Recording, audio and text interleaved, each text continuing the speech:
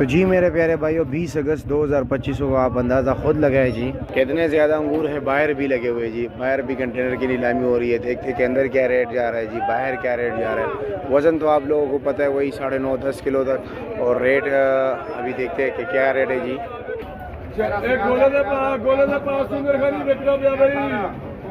माशाल्लाह माशाल्लाह माशाल्लाह। चलो भाई चलो भाई चलो भाई। हेलो जी 2000 रुपये की टोकरी बिकेगी। चलो भाई। मुंशी भी आवाज़ लगा रहे हैं जी सुंदरहानी के रेट पर जी, गोले के रेट पर सुंदरहानी बिक रहे हैं। अंदर देखते हैं कि जी बेहतर कलर और बेहतर क्वालिटी क्या रेट बिकता है। ये एक दो टोकरी देखते हैं बोली जी। माशाल्लाह माशाल्लाह शौकीन शौकीन।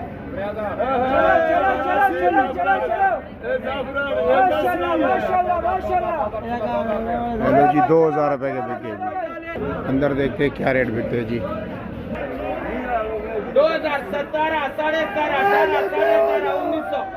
17.5 1900 1950 1900 पालावन मत 1900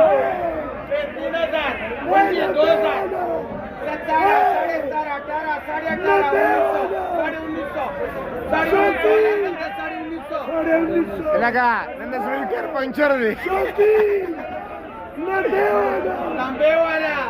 डंबर 4000 3000 18 18 1900